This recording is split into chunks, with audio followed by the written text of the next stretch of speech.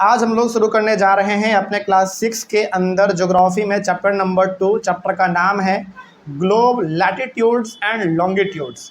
हमारे क्लास 6 का जो ज्योग्राफी है, ज्योग्राफी का चैप्टर नंबर 2, चैप्टर का नाम ग्लोब लैटिट्यूड्स एंड लॉन्गिट्यूड्स। देखिए, इस पूरे के पूरे चैप्टर में हम लोग अलग अलग प्रकार की चीज़ों के बारे में तो बात करेंगे ही, लेकिन पूरा का पूरा हमारा ये चैप्टर 3 चीज़ों के ऊपर बेस्ड रहेगा। हालांकि थोड़ा बहुत हम लोग ग्लोब के बारे में भी पढ़ेंगे। बेसिकली ज़्यादा 2 चीज़ों के बारे में हम लोगों को इस पूरे चैप्टर में ज़्यादा पढ़ना है। पहला हमारा होगा लैटिट्यूड्स, दूसरा होगा हमारा लॉन्गिट्यूड्स। ध्यान रहे, हमने कहा आपको कि चैप्टर का नाम है ग्लोब लैटिट्यूड्स एंड लॉन्गिट्यूड्स। तीनों के बारे में हम लोगों को पढ़ना है। ग्लोब क्या होता है ये भी पढ़ना है, लैटिट्यूड क्या होता है ये भी समझना है, लॉन्गिट्यूड्स क्या है ये भी समझना है। लेकिन ज़्यादातर जो बात होगा इस चैप्टर में वो 2 चीज़ों के ऊपर ज़्यादा होगा बात। पहला हमारा लैटिट्यूड्स और दूसरा लॉन्गिट्यूड्स। अब सवाल है कि सर ये लैटिट्यूड क्या होता है, लॉन्गिट्यूड क्या होता है, थोड़ा बताइए। बताएंगे, पूरी तरीके से बताएंगे, पूरा डिटेल में बताएंगे, लेकिन अभी नहीं, क्योंकि अभी बता देंगे तो पूरा आपको फिर समझ में आएगा नहीं। लाइन बाय लाइन हम लोग आगे बढ़ते चलेंगे और चीज़ों को अच्छे तरीके से समझते चलेंगे, ठीक ना। लेकिन आप ग्लोब के बारे में थोड़ा बहुत ज़रूर जानते होंगे। ग्लोब क्या है भाई? वही ग्लोब जिसको कि आप घुमाते रहते हैं, यदि आपके हाथ में आ जाता है तो, और उसके ऊपर हर कंट्री का आपको दिख जाता है, कौन सा कंट्री कहाँ पे है, कौन सा कॉन्टिनेंट कहाँ पे है, कौन सा समुद्र कहाँ पर है, उसी को हम लोग कहते हैं ग्लोब, ठीक है ना। चलो तो शुरू करते हैं हम लोग अपना चैप्टर यहाँ से। सबसे पहले हम लोग बात करेंगे अर्थ के बारे में कि आखिर अर्थ क्या होता है और अर्थ का शेप वेब कैसा है भाई, जरा इसके बारे में देखा जाए। Earth is slightly flattered, earth is slightly flattered at the north and the south poles and bulge in the middle. अच्छा, बचपन से हम लोगों को ये बताया गया है कि धरती हमारा गोल है। बिल्कुल गलत बताया गया हम लोगों को। धरती हमारा गोल नहीं है। धरती हमारा कैसा है पता है आपको? हमारे अंडे के शेप का है। अंडा जो सीधा खड़ा होता है ना, उसका मत रखो, अंडे को लेटा दो। यानी कि अंडा जो सीधा खड़ा होता है तो लंबा दिखता है आपको, तो अंडे को क्या कर देना है? लेटा देना है, उसको लेटा देना है। उस प्रकार का हमारा धरती है। यानी कि नॉर्थ पोल यानी कि ऊपर में और साउथ पोल यानी कि नीचे में, दोनों तरफ हमारा धरती पिचका हुआ है और ज़्यादा फैला हुआ कहाँ पे है? बीच में। मतलब ये हुआ, आप ऐसे इमेजिन करो, आप एक फुटबॉल लो, पूरा गोल है फुटबॉल, उसको ऊपर से और नीचे से थोड़ा सा दाब दो तो ऑटोमेटिकली आपका बीच वाला जो हिस्सा है वो थोड़ा सा फैल जाएगा और जो नॉर्थ पोल है और जो साउथ पोल है वो थोड़ा सा पिचक जाएगा। इसी शेप का हमारा अर्थ है। तो क्या अर्थ वाकई में गोल है? नहीं, हमारा अर्थ गोल नहीं है, बल्कि हमारा अर्थ अंडे के शेप का है। लेकिन अंडा भी कैसा होना चाहिए? लेटा हुआ अंडा होना चाहिए। उस प्रकार के हमारे धरती का शेप है, ठीक है ना। आगे, the earth moves from west to east. धरती जो घूमता है उसके घूमने का डायरेक्शन क्या है? वेस्ट से ईस्ट की ओर वो घूमता है। ध्यान रहे, हम लोग भले ही ये पढ़ते हैं कि सूरज सूरज ईस्ट से उगता है और वेस्ट में जाके डूब जाता है, ये सूरज के साथ है, लेकिन हमारा धरती घूमता कैसे है? वेस्ट टू ईस्ट हमारा धरती घूमता है, ठीक है ना। आगे, the earth moves around its axis which is an imaginary line. धरती एक एक्सिस पे घूमता है और एक्सिस हमारा क्या है? एक इमेजिनरी लाइन है जिसको कि हम लोग नहीं देख सकते हैं। कहने का मतलब हुआ कि बीच में हमारा सूरज है, उसके चारों तरफ हमारे 8 प्लैनेट है। 8 प्लैनेट में से हमारा एक प्लैनेट अर्थ भी है। तो अर्थ अपने ही ऑर्बिट पे लगातार वो घूमता रहता है, एक लाइन पे बेसिकली वो अपना घूमता रहता है। क्या ये लाइन बिल्कुल आपको दिखेगा क्या? नहीं, ये लाइन हमारा कैसा होता है? इमेजिनरी लाइन होता है, आपको दिखता नहीं है, लेकिन उसी एक फिक्स्ड पाथ पर वो बार बार धरती अपना चक्कर लगाता रहता है। कोई दिक्कत इसमें? चलिए, तो अर्थ के बारे में आपने 3 पॉइंट यहाँ पे समझा। पहला आपने समझा कि धरती हमारा पूरी तरीके से गोल नहीं है, वो नॉर्थ पोल और साउथ पोल की तरफ पिचका हुआ है और बीच में थोड़ा सा ज़्यादा फैला हुआ है, ठीक है ना। यानी कि अंडे के शेप का हुआ है, अंडे के शेप का है। और अंडे के शेप का है कैसा शेप? अंडा का लेटा हुआ शेप। उस प्रकार का हमारे धरती का शेप है। और धरती वेस्ट से ईस्ट की ओर घूमता है, ठीक ना। और धरती जो है वो अपने एक एक्सिस पर लगातार घूमता रहता है सन के चारों तरफ, और वो एक्सिस हमारा क्या है? एक इमेजिनरी लाइन है, वो आपको दिखता नहीं है, ठीक है ना। ये हो गया हमारा अर्थ के बारे में। अब थोड़ा सा हम लोग जान लेते हैं ग्लोब के बारे में। ग्लोब क्या होता है? चलो, ग्लोब बेसिकली आप जो जानते हैं वही चीज़ है, उसके अलावा कुछ ग्लोब में नहीं है।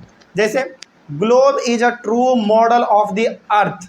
ग्लोब एक तरीके से जब आप हाथ में उठाते हैं, जब आप उसको गोल गोल नचाते हैं पकड़ के, एक तरीके से पता है ग्लोब ना आपका पूरा का पूरा एक अर्थ है, मतलब कि इतना बड़ा अर्थ है, इतने बड़े अर्थ को तो आप हाथ में पकड़ नहीं सकते हैं, तो छोटे रूप में आप क्या हाथ में पकड़ लेते हो, ग्लोब। यानी कि ग्लोब का मतलब हो गया कि ऐसा ही हमारा धरती है।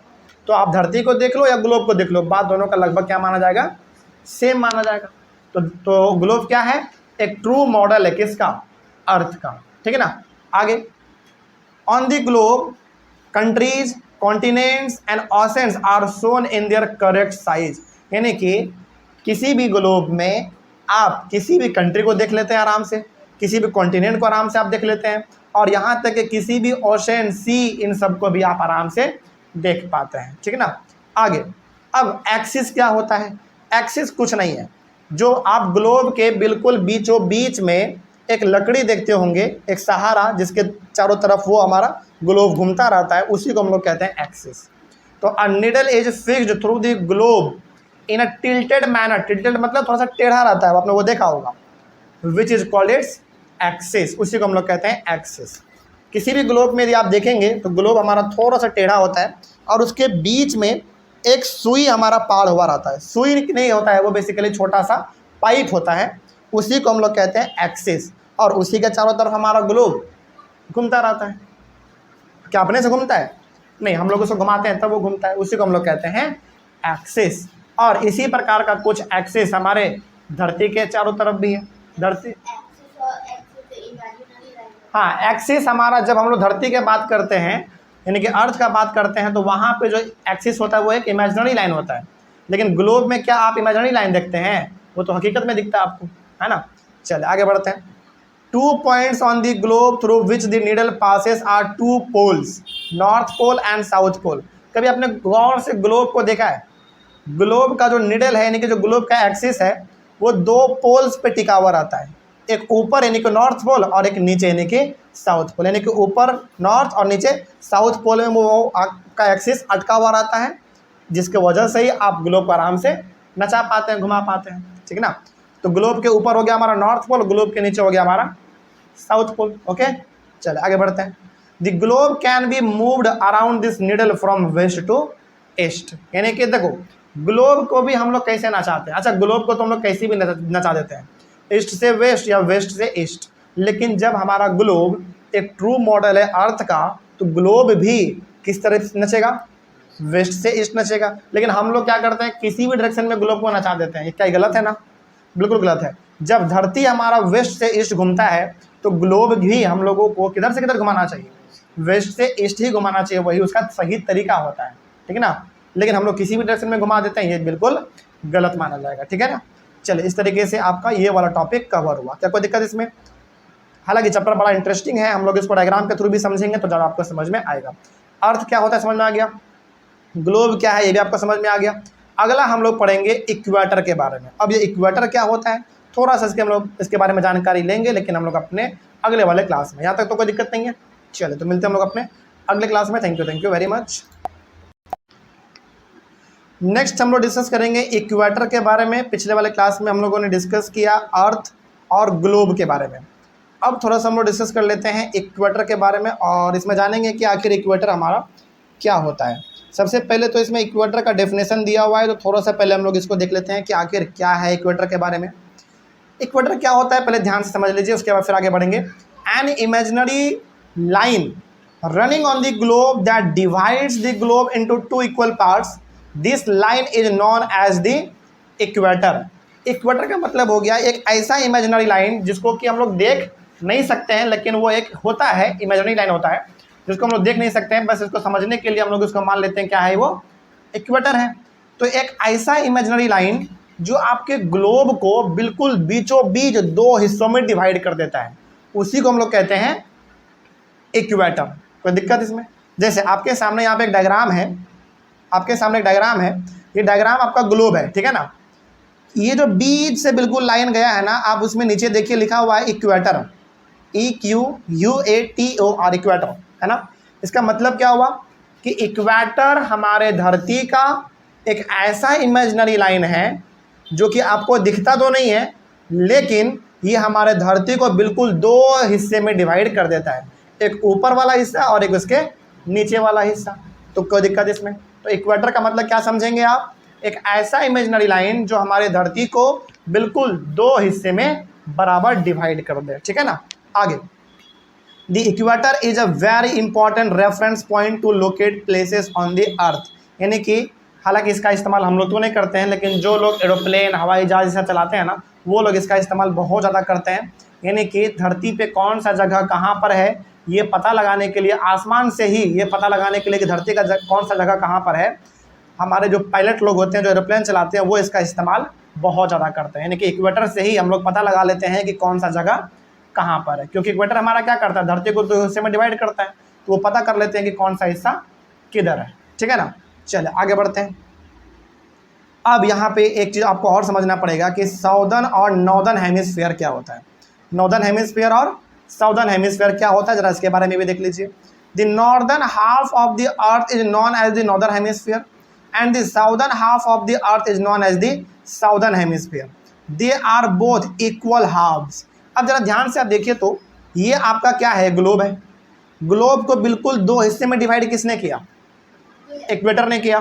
तो इक्वेटर के ऊपर जो हिस्सा पूरा आपको दिखता है टोटल, इक्वेटर के ऊपर टोटल, जिसमें आपको frigid zone, Arctic Circle, north temperate zone, Tropic of Cancer, torrid zone, ये सब जो आपको दिख रहा है ये सब का सब हमारा किस में आ जाता है, नॉर्दर्न हेमिस्फीयर में, क्योंकि नॉर्थ में है, ऊपर में है।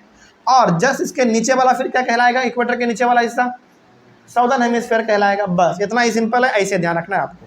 यानी कि इक्वेटर के ऊपर वाले हिस्से को हम लोग कह देंगे नॉर्दर्न हेमिस्फीयर और इक्वेटर के नीचे वाले हिस्से को हम लोग कह देंगे साउदर्न हेमिस्फीयर। बस, तो ये जो हमारा इक्वेटर है इसके ऊपर वाला सारा का सारा हमारा हो गया नॉर्दर्न हेमिस्फीयर, इसके नीचे वाला सारा का सारा हमारा हो गया साउदर्न हेमिस्फीयर। बस सिंपल है, ठीक है ना।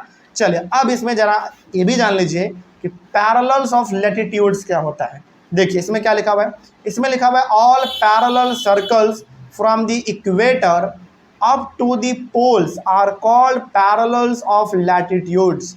मतलब हालांकि डायग्राम अभी आपको हम और दिखाएंगे तो आपको थोड़ा ज़्यादा समझ में आएगा। इसमें इक्वेटर जहाँ पे आपको दिख रहा है ना, उसके चारों तरफ बहुत सारे लाइन बने हुए होते हैं, गोल गोल गोल गोल सर्कल टाइप, उसी को हम लोग कहते हैं पैरेलल्स ऑफ लैटिट्यूड्स। तो लैटिट्यूड्स का मतलब होता है वैसा इमेजिनरी लाइन जो कि इक्वेटर के ऊपर और नीचे दोनों तरफ होंगे, लेकिन वो कैसे होंगे, गोल गोल होंगे, ठीक है ना। उसी को हम लोग कहते हैं लैटिट्यूड्स। तो लैटिट्यूड्स कैसे लाइन होते हैं, गोल गोल होते हैं, लेटे हुए होते हैं, ठीक है ना। इसके लिए एक डायग्राम हम आपको दिखाते हैं, बड़ा इंपॉर्टेंट डायग्राम।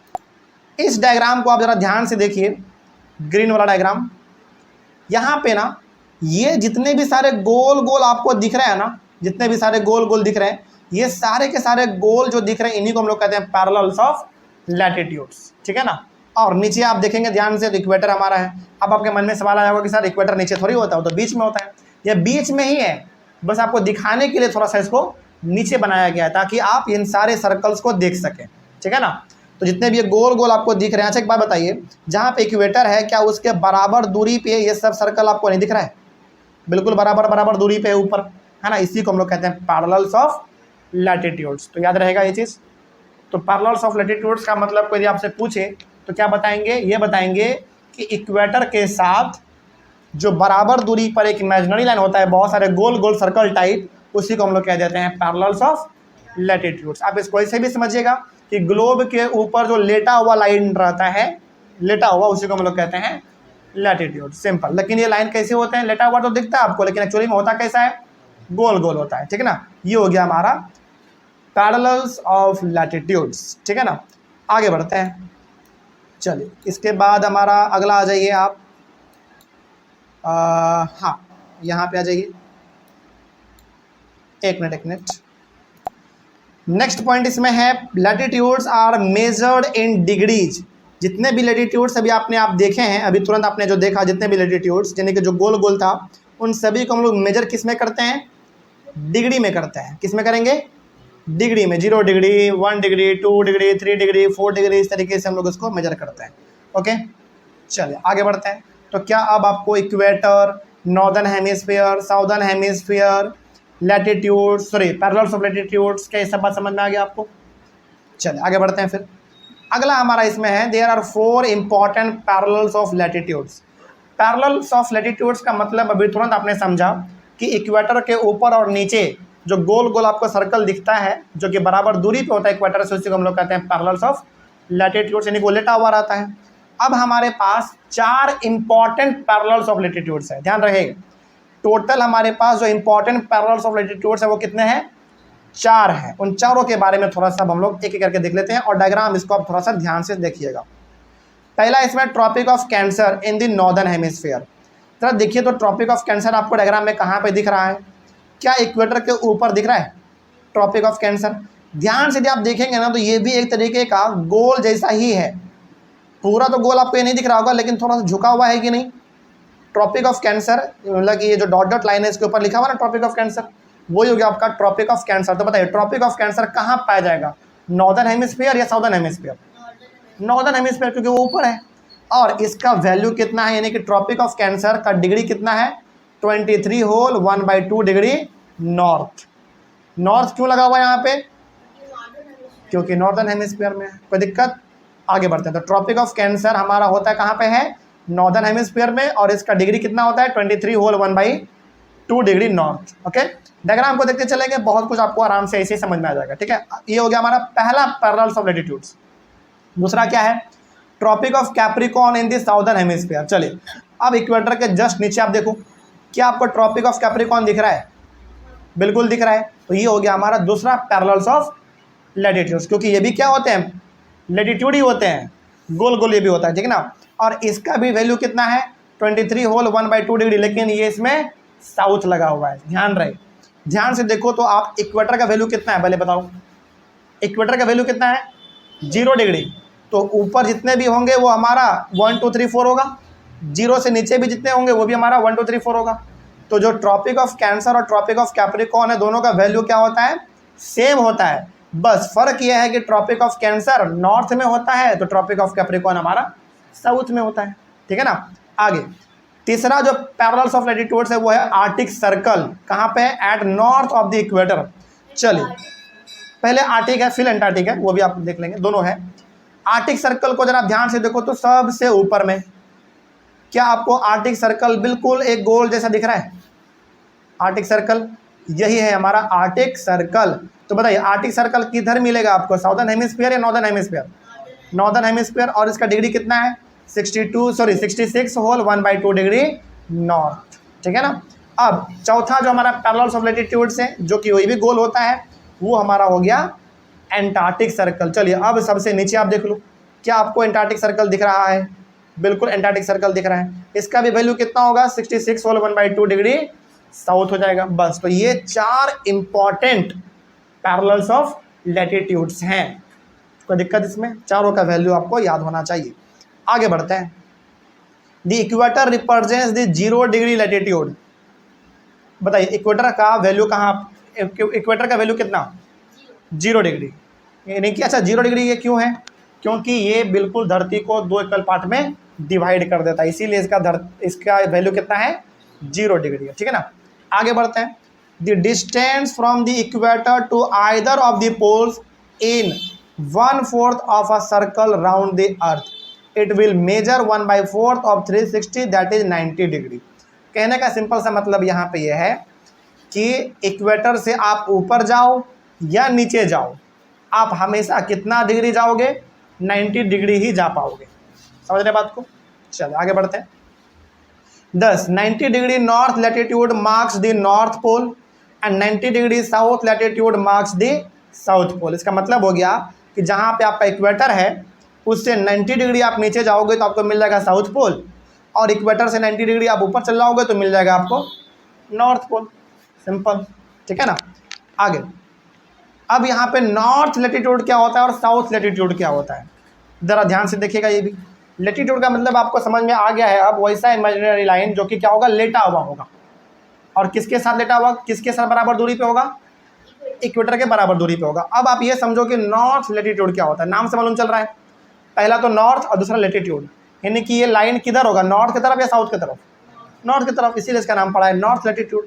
इसमें लिखा हुआ है कि all parallels north of the equator are called north latitudes, यानी कि इक्वेटर के ऊपर जितने भी लैटिट्यूड आपको दिखते हैं वो सब का सब क्या कहलाएगा? नॉर्थ लैटिट्यूड कहलाएगा। तो इसका मतलब जरा बताइए क्या हम ट्रॉपिक ऑफ कैंसर और आर्टिक सर्कल, क्या इन दोनों को हम लोग नॉर्थ लैटिट्यूड कह सकते हैं, हाँ या ना? बिल्कुल कह सकते हैं भाई, क्योंकि ये हमारा है कहाँ पे, इक्वेटर के ऊपर है, यानी कि नॉर्थ में है, तो ये हमारा क्या कहलाएगा, नॉर्थ लैटिट्यूड कहलाएगा। ठीक है ना, आगे बढ़ते हैं। उसी प्रकार से हमारा हो गया साउथ लैटिट्यूड। तो all parallels south of the equator are called south latitude, यानी कि इक्वेटर के जो साउथ में दिख जाए, जो इक्वेटर के जो नीचे दिखे आपको, वो क्या कहलाएगा, साउथ लैटिट्यूड। तो क्या हम ट्रॉपिक ऑफ कैप्रिकॉर्न और एंटार्क्टिक सर्कल को साउथ लैटिट्यूड कह सकते हैं, हाँ या ना? बिल्कुल कह सकते हैं भाई, क्योंकि ये कहाँ पाया जा रहा है, इक्वेटर के नीचे, यानी कि साउथ में पाया जा रहा है, इसीलिए हम लोग इसको साउथ लैटिट्यूड कह सकते हैं। ठीक है, आगे बढ़ते हैं। उसके बाद है यहाँ पे चंद्रपुर इन महाराष्ट्र, कहाँ पड़ता है हमारा, इंडिया में, यानी कि महाराष्ट्र कहाँ है, इंडिया में, और चंद्रपुर कहाँ है, महाराष्ट्र में। आप इसको ऐसे समझो कि महाराष्ट्र में एक जगह है जिसका नाम क्या है, चंद्रपुर, ठीक है ना। एंड बेलो होरिजोनेट इन ब्राज़ील, एक और जगह हमारा है बेलो होरिजिनेट, ये कहाँ पड़ता है, ब्राज़ील में पड़ता है, ठीक है ना। और ब्राज़ील कहाँ है भाई, साउथ अमेरिका में। Are located on parallels of about 20 degree latitude, मतलब कि महाराष्ट्र का चंद्रपुर और ब्राज़ील का बेलो होरिजोनेट, ये दोनों का दोनों ऐसा जगह है हमारे वर्ल्ड में जो कि लैटिट्यूड पे पड़ता है, एकदम एग्जैक्ट लैटिट्यूड पे पड़ता है। और कितनी डिग्री लैटिट्यूड पे, 20 डिग्री लैटिट्यूड पे। अब आपके मन में सवाल आया होगा कि सर लैटिट्यूड तो हमारा दो प्रकार का होता है, एक साउथ और एक नॉर्थ, इसमें भी ज़रा बताइए कैसा वाला। चलिए उसके बारे में भी समझते हैं। लेकिन अभी फ़िलहाल आपने यहाँ पे ये समझा कि महाराष्ट्र का चंद्रपुर और ब्राज़ील का बेलो होरिजिनेट, ये दोनों का दोनों एग्जैक्ट जगह कहाँ पे पड़ता है, लैटिट्यूड के ऊपर ही पड़ता है, मतलब इस जगह से लैटिट्यूड होकर पास करता है। ठीक है ना। अब जरा इस थोड़ा सा इसके बारे में एक एक करके जान लेते हैं कि आखिर कौन सा कितने जगह पर है। Chandrapur is situated at 20 degree north latitude, मतलब ये हो गया कि जो चंद्रपुर है वो लैटिट्यूड के ऊपर पड़ता है, मतलब कि चंद्रपुर के ऊपर से लैटिट्यूड हमारा गुजरता है। लेकिन कौन सा लैटिट्यूड, नॉर्थ लैटिट्यूड या साउथ लैटिट्यूड, नॉर्थ लैटिट्यूड। और जो लैटिट्यूड गुजरता है उसका वैल्यू कितना है, 20 डिग्री है। ठीक है ना। जैसे आपका इक्वेटर पे कितना हो गया, 0, उससे ऊपर जाओगे तो 1 2 3 4 5 6 7 8 9 10, ऐसे 24 आप चले जाओ, 20 तक चले जाओ।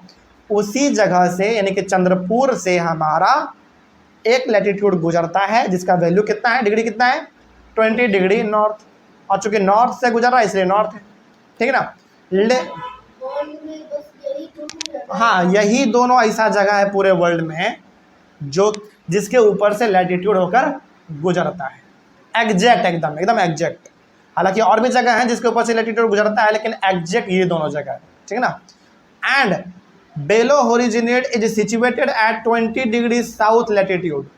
अच्छा, हालांकि बहुत सारे ऐसे कंट्री हैं, बहुत सारे ऐसे जगह हैं जिसके ऊपर से लैटिट्यूड हमारा गुजरता है, लेकिन ज़रा आप ये बताइए कि इन्हीं दोनों के बारे में क्यों दिया गया। क्योंकि चंद्रपुर के ऊपर से हमारा जो लैटिट्यूड गुजरता है उसका वैल्यू है 20 डिग्री नॉर्थ, और बेलो होरिजिनेट के ऊपर से जो लैटिट्यूड गुजरता है उसका वैल्यू है 20 डिग्री साउथ, यानी कि एक नॉर्थ में तो एक साउथ में। दोनों का क्या याद रखना बड़ा सिंपल होगा ना, पढ़ना भी सिंपल है। एक नॉर्थ और एक हमारा साउथ, दोनों 20-20 डिग्री पे गुजर रहा है, लेकिन एक नॉर्थ में और एक साउथ में, इसीलिए इन दोनों का यहाँ पे एग्जाम्पल दिया गया है। हालांकि कंट्री तो बहुत सारे हमारे हैं, बहुत सारे ऐसे जगह हैं जो कि लैटिट्यूड उसके ऊपर से गुजरता है, लेकिन इन दोनों के बारे में इसलिए दिया क्योंकि ये दोनों थोड़ा सा क्या है, यूनिक है। 20 डिग्री नॉर्थ हमारा हो गया चंद्रपुर और 20 डिग्री साउथ हो गया हमारा बेलो होरिजिनेट। ठीक है ना, कोई दिक्कत इसमें। इस तरीके से आपने इक्वेटर के बारे में भी समझ लिया। अगला हम लोग जो टॉपिक डिस्कस करेंगे वो होगा हमारा heat zones of the earth. Heat zones of the अर्थ में हम लोग पढ़ेंगे 3 अलग अलग प्रकार के जोन के बारे में। पहला हमारा होगा टोरिड जोन, दूसरा होगा हमारा टेम्परेट जोन, और तीसरा हमारा होगा फ्रिजिड जोन। इन तीनों के बारे में हम लोग अपने अगले वाले क्लास में डिस्कस करेंगे। लेकिन बताइए यहाँ तक में कोई समस्या आप लोगों को? चलिए, कोई डाउट नहीं है तो हम लोग मिलेंगे अपने अगले वाले क्लास में। हीट जोन्स ऑफ द अर्थ हमारा टॉपिक चालू होगा। तब तक के लिए thank you very much and have a nice day. Next topic discuss करने वाले हैं हम लोग अपने चैप्टर के अंदर हीट जोन्स ऑफ द अर्थ। हमारे अर्थ के ऊपर 3 अलग अलग प्रकार के जोन्स हैं, उन्हीं जोन्स के बारे में यहाँ पे हम लोग डिस्कस करने वाले हैं। पहला हमारा है टॉरिड जोन, दूसरा टेम्परेट जोन, और तीसरा हमारा है यहाँ पे लास्ट एक फ्रिजिड जोन, ठीक है ना। इन 3 जोन के बारे में बेसिकली हम लोगों को पढ़ना है और इसमें देखेंगे कि सबसे ज़्यादा ठंडा, गर्मी, बरसात ये सब कहाँ पे ज़्यादा होता है। तो सबसे पहले हम लोग डिस्कस करेंगे टॉरिड जोन के बारे में। देखिए द जोन को आप रीजन भी कह सकते हैं कि the zone between the tropics is called the torrid zone, यानी कि जो ट्रॉपिक्स के बीच का जो हमारा जगह है ना उसी को हम लोग कहते हैं टॉरिड जोन। अब सवाल है कि सर कौन से ट्रॉपिक के बीच का जगह का बात कर रहे हैं आप? हम यहाँ पे बात कर रहे हैं ट्रॉपिक ऑफ कैंसर और ट्रॉपिक ऑफ कैप्रिकॉर्न के बीच वाले जगह का।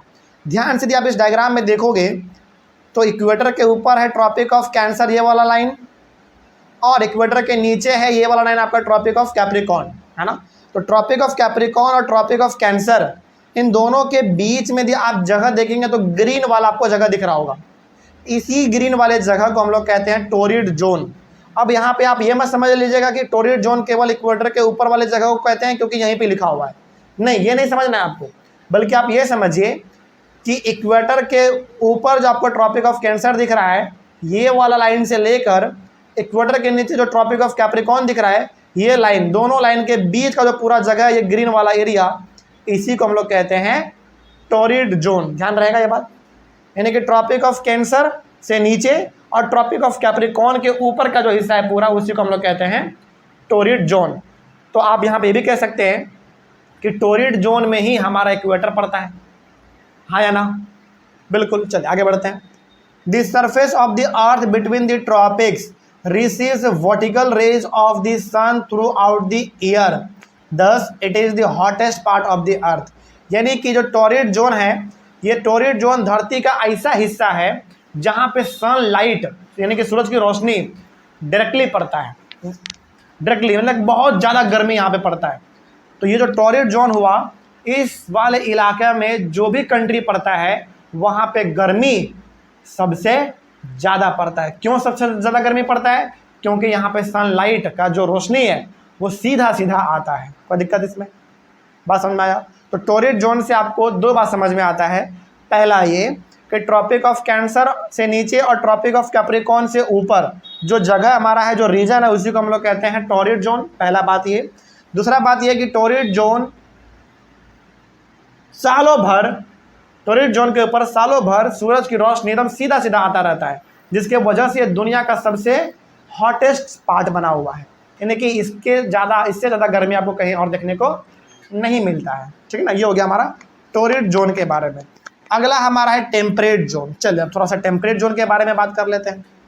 The region between the Tropic of Cancer and Arctic Circle in the northern hemisphere and Tropic of Capricorn and Antarctic Circle in the southern hemisphere are known as temperate zone.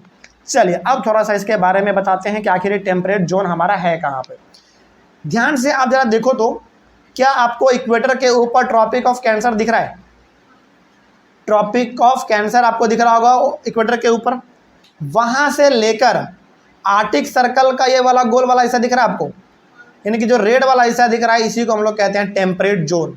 और चूंकि ये equator के ऊपर है यानी कि north वाले हिस्से में है तो इसका पूरा नाम क्या कहलाएगा? नॉर्थ टेम्परेट जोन, या फिर आप इसको नॉर्दर्न टेम्परेट जोन भी कह सकते हैं। क्या बात समझ में आ रहा है? यानी कि ट्रॉपिक ऑफ कैंसर से ऊपर और आर्टिक सर्कल से नीचे वाला जो हिस्सा आपको दिख रहा है, ये बीच वाला जो रेड वाला हिस्सा पूरा है, इसी को हम लोग कहते हैं नॉर्थ टेम्परेट जोन, या फिर आप इसको नॉर्दर्न टेम्परेट जोन भी कह सकते हैं, ठीक है ना। क्या इसी प्रकार का एक चीज़ आपको और दिख रहा है नीचे में? बिल्कुल। कहाँ पे? ट्रॉपिक ऑफ कैप्रिकॉर्न से लेकर एंटार्क्टिक सर्कल तक, ये जो आपको यहाँ पर दूसरा रेड वाला हिस्सा दिख रहा है इसी को हम लोग कहते हैं साउथ टेम्परेट जोन, या फिर आप इसको साउदर्न टेम्परेट जोन भी कह सकते हैं। कोई दिक्कत इसमें? चलिए आगे बढ़ते हैं, इसके बारे में थोड़ा सा और बात कर लेते हैं। The angle of the sun's rays goes on decreasing towards the poles, that is why these regions have moderate temperatures. तो ये जो आपका नॉर्थ टेम्परेट जोन है और जो आपका साउथ टेम्परेट जोन है, यहाँ का माहौल कैसा रहता है, मौसम कैसा रहता है? यहाँ का मॉडरेट रहता है, मतलब कि यहाँ पे ना ही आपको ज़्यादा गर्मी देखने को मिलेगा ना ही आपको ज़्यादा ठंडा देखने को मिलेगा। मतलब यहाँ पे दोनों बराबर है, ना ही ज़्यादा गर्मी ना ही ज़्यादा ठंडा, दोनों लगभग ठीक ठाक यहाँ पे है। बताएंगे, वो भी बता देंगे, तो कोई दिक्कत इसमें? आगे बढ़े हम लोग। तो आपका जो ये हमारा जो टॉरिड जोन हुआ ये सबसे हॉटेस्ट पार्ट होता है, ठीक है। और मॉडरेट हमारा कौन सा हुआ? मॉडरेट हमारा हुआ नॉर्थ टेम्परेट जोन और साउथ टेम्परेट जोन। ये मॉडरेट होता है, यहाँ पे ना ही ज़्यादा गर्मी पड़ता है ना ही ज़्यादा ठंडा पड़ता है। कोई दिक्कत इसमें? चले, एक हमारा इसमें लास्ट बच रहा है, वो है हमारा फ्रिजिड जोन। अब थोड़ा सा इसके बारे में बात करते हैं। फ्रिजिड जोन का मतलब होता है जो कि बहुत ज़्यादा क्या होगा? ठंडा होगा, बहुत ज़्यादा ठंडा होगा। तो ऑब्वियस ही बात है, आपको डायग्राम में ही दिख रहा होगा दो फ्रिजिड जोन कौन कौन सा है। चलिए थोड़ा सा बात भी कर लेते हैं इसमें। The region between the Arctic circle and the north pole in the northern hemisphere and arctic circle and south pole in the southern hemisphere are known as frigid zone। यानी कि आप ना आर्टिक सर्कल और north pole के बीच का जरा एक जगह देखो तो आपको यहाँ पे दिखेगा एकदम ग्रे टाइप में। यानी कि आर्टिक सर्कल से लेकर नॉर्थ पोल के बीच में जो आपको ये जगह दिख रहा है, लिखा हुआ भी है फ्रिजिड जोन। नॉर्थ में हमारा ये हो गया फ्रिजिड जोन और साउथ में आपको यहाँ पे दिख रहा है एंटार्क्टिक सर्कल से लेकर साउथ पोल तक, ये हो गया आपका साउथ में। कोई दिक्कत? तो ऊपर में भी आपका एक फ्रिजिड जोन है नॉर्थ में, और नीचे भी यानी कि साउथ में भी आपका एक फ्रिजिड जोन है। और ये दोनों जोन ऐसा जोन है, ऐसा जगह है जहाँ पे ठंडापन आपको बहुत ज़्यादा देखने को मिलता है। मतलब कि यहाँ पे हमेशा का हमेशा आपको ठंडा ही देखने को मिलेगा, ठीक है? क्योंकि यहाँ पे सनलाइट ज़्यादा नहीं पहुँचता है, और जहाँ पे सनलाइट ज़्यादा नहीं पहुँचता है वहाँ पे क्या मिलता है? ज़्यादा ठंडा मिलता है। जैसे इसका एग्जांपल आप ऐसे समझो, जाड़े के समय में जब धूप नहीं निकलता है तो उस दिन आपको ठंडा ज़्यादा लगता है कि गर्मी ज़्यादा लगता है? ठंडा ज़्यादा लगता है। तो वो तो हमारे यहाँ पे एक दो दिन ऐसा होता है जाड़े के समय में, यहाँ पे तो हमेशा वैसा होता है। यहाँ पे कभी भी सूरज निकलता ही नहीं है। तो वैसी बात है, यहाँ पे क्या होने वाला है? ठंडा ज़्यादा होने वाला है। नहीं, हमेशा रात नहीं होता, ऐसा नहीं कह सकते हैं आप। यहाँ पे भी दिन उजाला ये सब होता है, लेकिन सूरज आपको साफ साफ यहाँ पे नहीं दिखता है, इसीलिए यहाँ पे ठंडा ज़्यादा रहता है, ठीक है? आगे उसके बाद है these regions are very cold because here the sun does not rise much above the horizon.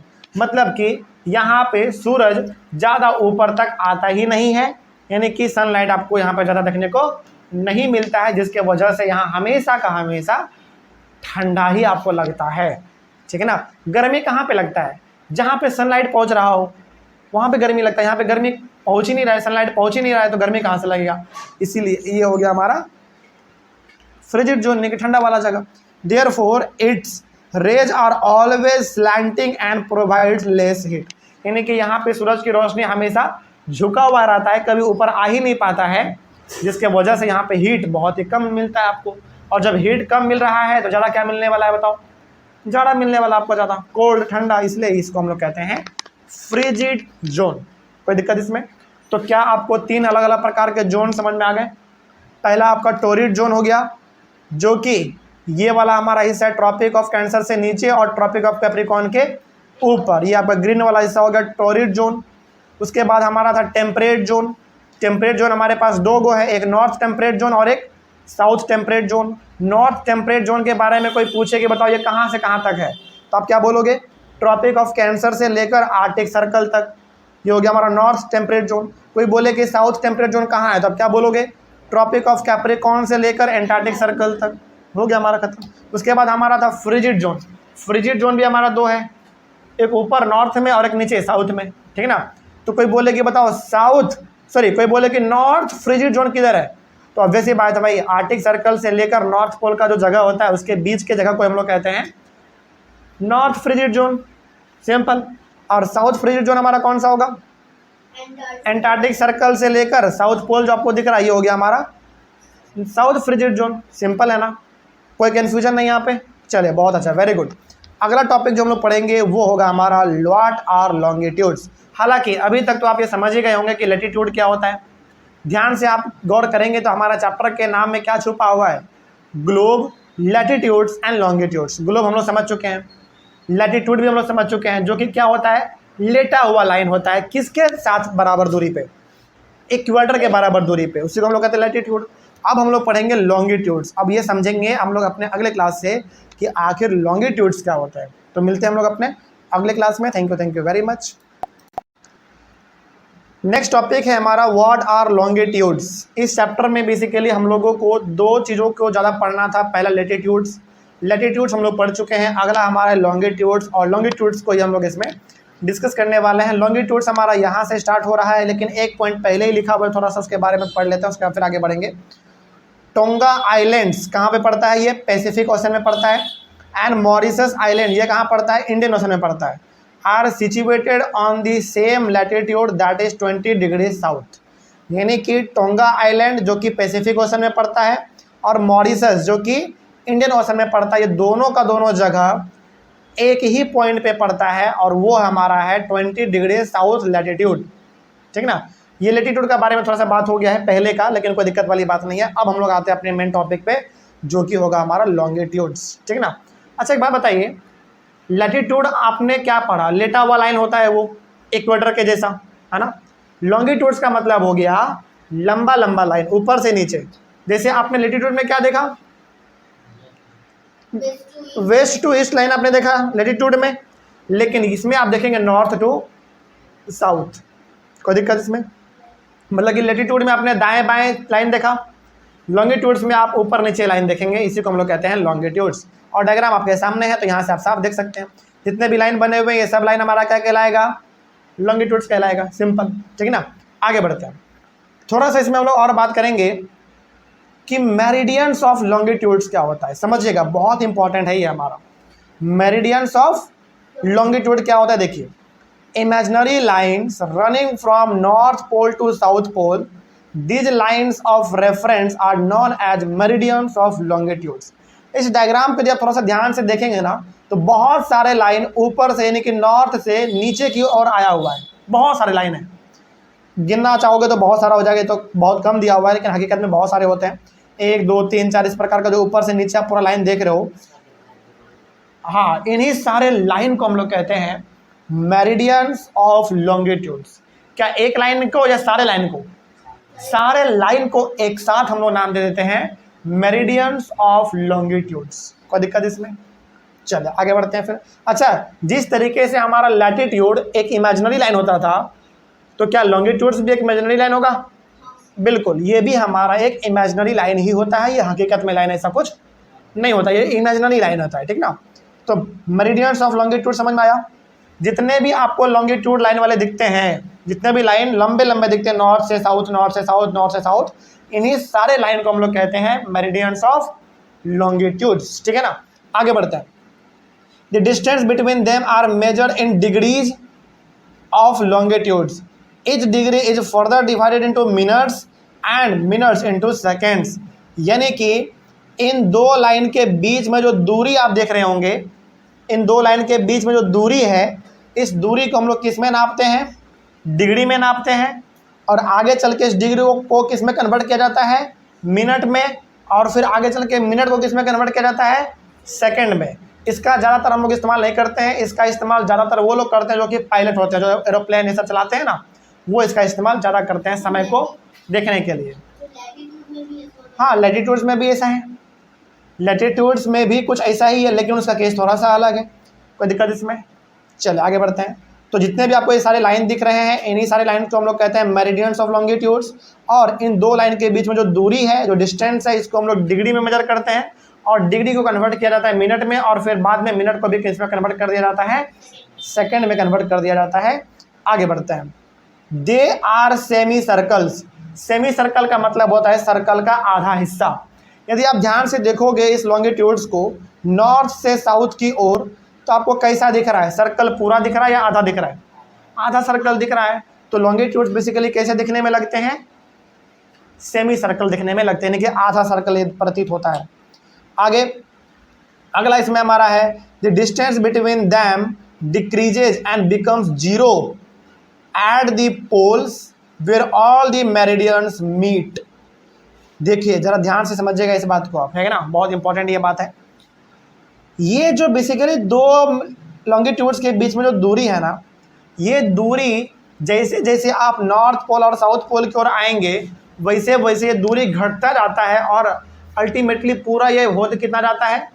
0 degree हो जाता है। मतलब ये हुआ कि ये जो लॉन्गिट्यूड्स के बीच में जो आप पूरा दूरी देख रहे हैं, ये जब हमारा लॉन्गिट्यूड्स नॉर्थ पोल की ओर जाता है और जब साउथ पोल की ओर जाता है, तो दोनों लैटिट्यूड्स के बीच में दोनों लॉन्गिट्यूड्स के बीच का जो दूरी है वो क्या होता रहता है? घटता रहता है। और घटते घटते कितना 0 डिग्री हो जाता है, 0 डिग्री हो जाता है। इसका मतलब हो गया कि सारे के सारे लॉन्गिट्यूड्स नॉर्थ पोल और साउथ पोल में जाके क्या कर जाते हैं, मिल जाते हैं, 0 बन जाते हैं। ठीक है, आगे अगला इसमें हमारा है all the meridians of longitudes are of equal length. और इसमें सबसे बड़ा पॉइंट एक ये भी है कि जितने भी लॉन्गिट्यूड्स आपको दिख रहे हैं इन सब का लेंथ यानी कि सबका लंबाई क्या होता है, सेम होता है। ठीक है ना, कोई डाउट इसमें? तो लो हाँ हाँ नहीं नहीं नहीं, समझो, दो लॉन्गिट्यूड्स के बीच का जो दूरी होता है वो जैसे जैसे आप नॉर्थ पोल और साउथ पोल की ओर आओगे वो घटता जाता है। यानी कि यदि बीच में मोटा है तो जैसे जैसे आप नीचे आओगे तो वो क्या होता जाएगा, घटता जाएगा। उसका जो दूरी है दोनों के बीच का घटता जाएगा। नॉर्थ की तरफ जाओगे फिर भी घटेगा, साउथ की तरफ जाओगे फिर भी घटेगा। और और जितने भी लॉन्गिट्यूड्स हैं, जो लंबा लंबा लाइन है, उन सब का जो लेंथ है वो सब क्या होता है, बराबर होता है। मान लीजिए कि एक लॉन्गिट्यूड 1 किलोमीटर का है तो बाकी सब भी कितने के होंगे, 1 किलोमीटर का ही होगा। हालांकि 1 किलोमीटर का होता नहीं है, बहुत बड़े बड़े लेंथ के होते हैं, समझाने के लिए हमने यहाँ पे बोला था। तो लॉन्गिट्यूड्स में आपको 2-3 बात ध्यान रखना है। पहला तो ये कि जितने भी लंबे लंबे लाइन आपको यहाँ पे दिख रहे हैं इसको हम लोग क्या बोलते हैं, मेरिडियंस ऑफ लॉन्गिट्यूड बोलते हैं। पहला पॉइंट याद रखना है। दूसरा पॉइंट ये आपको ये ध्यान में रखना है कि दो लॉन्गिट्यूड्स के बीच का जो दूरी है उसको हम लोग डिग्री में मेजर करते हैं, फिर डिग्री को हम लोग बाद में कन्वर्ट करते हैं मिनट में, और फिर बाद में मिनट को किस में कन्वर्ट कर देते हैं, सेकंड में कन्वर्ट कर देते हैं। तीसरा पॉइंट आपको इसमें जो ध्यान रखना है वो ये है कि जितने भी आप मेरिडियंस ऑफ लॉन्गिट्यूड्स देख रहे हैं कि जितने भी ये सब लाइन देख रहे हैं, ये सब का सब लाइन जब नॉर्थ पोल और साउथ पोल में जाके जब सब आपस में मिल जाते हैं तो इसका वैल्यू कितना हो जाता है, 0 डिग्री हो जाता है। ठीक है ना। और चौथा पॉइंट आपको इसमें ध्यान रखना है वो ये कि हर लॉन्गिट्यूड्स का जो लेंथ है, जो लंबाई है, वो क्या होता है, बराबर होता है। लेंथ तो बहुत है, अनलिमिटेड है, इसका कोई गिनती नहीं है क्योंकि इमेजिनरी लाइन है ना। तो ये लेकिन लेंथ जितने भी हैं सब लेंथ क्या होंगे, इक्वल होंगे, बराबर होंगे। कोई दिक्कत? चलिए आगे बढ़ते हैं। तो ये हो गया हमारा लॉन्गिट्यूड्स। तो अगला डायग्राम आप ध्यान से देखेंगे तो अगला डायग्राम में नॉर्थ पोल और साउथ पोल दोनों तो है ही यहाँ पे, और लैटिट्यूड और लॉन्गिट्यूड दोनों आपको दिखाया गया इसमें, है ना। जो लेटा हुआ लाइन दिख रहा है वो आपका लैटिट्यूड हो गया, और जो लंबा लंबा लाइन दिख रहा है वो हो गया आपका लॉन्गिट्यूड। सिंपल। तो अगला डायग्राम आपका बहुत अच्छा है जिसको हम लोग अपने अगले वाले टॉपिक में डिस्कस भी करेंगे। चलिए, यहाँ तक में कोई दिक्कत आप लोगों को नहीं है ना। तो अगला जो टॉपिक है हमारा वो है प्राइम मेरिडियन। अब प्राइम मेरिडियन क्या होता है ये हम लोग अपने अगले क्लास में डिस्कस करेंगे। यहाँ तक तो कोई दिक्कत नहीं है। चलिए, तो मिलते हैं हम लोग अपने अगले क्लास में। Thank you very much. अगला टॉपिक डिस्कस करेंगे हम लोग अपने चैप्टर के अंदर प्राइम मेरिडियन के बारे में। पिछले वाले क्लास में आपने समझा कि लॉन्गिट्यूड्स क्या होता है, ठीक है ना। तो लॉन्गिट्यूड्स अब आपको समझ में आ चुका है कि जो लाइन आपका नॉर्थ से साउथ की ओर जाता है उसी को हम लोग कहते हैं लॉन्गिट्यूड्स बेसिकली। और चूंकि इतने सारे लाइन होते हैं तो इन सब लाइन्स को हम लोग एक साथ क्या बोल देते हैं, मेरिडियंस ऑफ लॉन्गिट्यूड। ठीक है ना। अब हम लोग समझते हैं कि आखिर प्राइम मेरिडियन क्या होता है।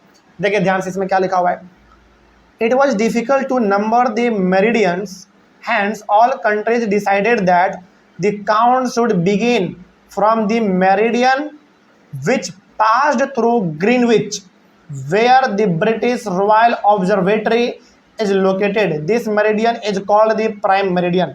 देखिए हमारे मतलब वर्ल्ड में क्या लॉन्गिट्यूड्स 1-2 है या 1-2 लाख है क्या, या 1-2 करोड़ है क्या?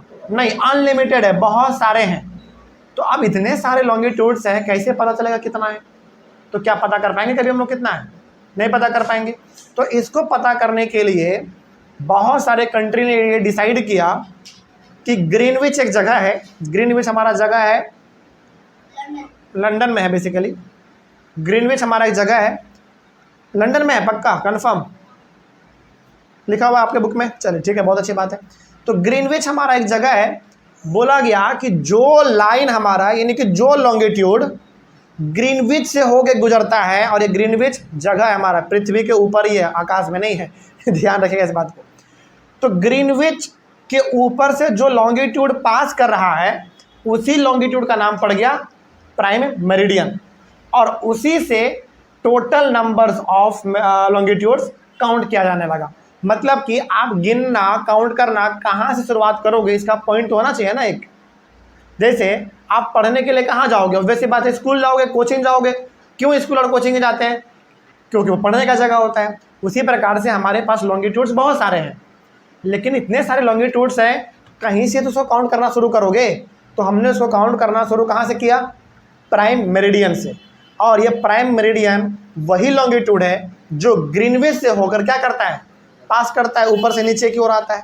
तो यहाँ पे जो आप ये प्राइम मेरिडियन देख रहे होंगे अपने डायग्राम में, ये हो गया जो लेटा हुआ लाइन है, ये सब आपका हो गया लैटिट्यूड, और जो ये लंबा लंबा आपको लाइन दिख रहा है ये सब हो गया हमारा लॉन्गिट्यूड्स। सिंपल है।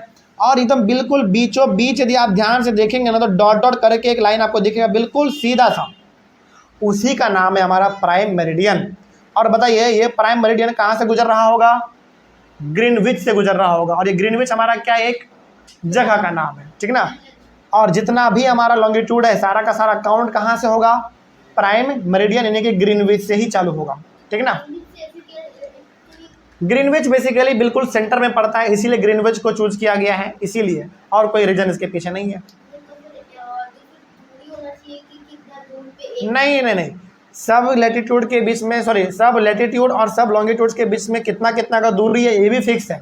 आपके क्लास 6 में इतना डिटेल में नहीं बताया गया है, लेकिन हर लॉन्गिट्यूड्स के बीच में और हर लैटिट्यूड्स के बीच में कितना दूरी है सब भी डिसाइड किया हुआ है, पहले से बताया गया, लेकिन आपके बुक में नहीं है क्योंकि आप अभी क्लास 6 में है ना, उतना कुछ आपको नहीं बताया जाएगा। आगे बढ़ते हैं। It's value is 0 degree longitude. और ये जो बेसिकली आपका प्राइम मेरिडियन है, ध्यान से समझिएगा, ये जो आपका प्राइम मेरिडियन है इसका वैल्यू कितना होता है? 0 डिग्री होता है। ये ठीक उसी तरीके से बिहेव करता है जिस तरीके से आपका इक्वेटर बिहेव करता था। याद कीजिए इक्वेटर का वैल्यू कितना होता था? 0 डिग्री। और इक्वेटर से ऊपर नॉर्थ पोल, इक्वेटर से नीचे साउथ पोल होता था हमारा। उसी प्रकार से इक्वेटर के जैसे हमारा एक और लाइन है, वो हमारा क्या है? Prime meridian. प्राइम मेरिडियन का वैल्यू भी कितना होता है? 0 होता है। लेकिन ये इक्वेटर आपका डिवाइड करता था धरती को नॉर्थ पोल और साउथ पोल में, यानी कि नॉर्थ और साउथ में, लेकिन लैटिट्यूड सॉरी प्राइम मेरिडियन आपके धरती को डिवाइड करता है ईस्ट और वेस्ट में। मतलब यदि आपसे इक्वेटर और प्राइम मेरिडियन के बारे में यदि डिफरेंस पूछे तो आप क्या बताओगे? डिफरेंस आप ये बताओगे, पहला तो दोनों में जो कॉमन बात है वो ये है कि दोनों का वैल्यू कितना होता है?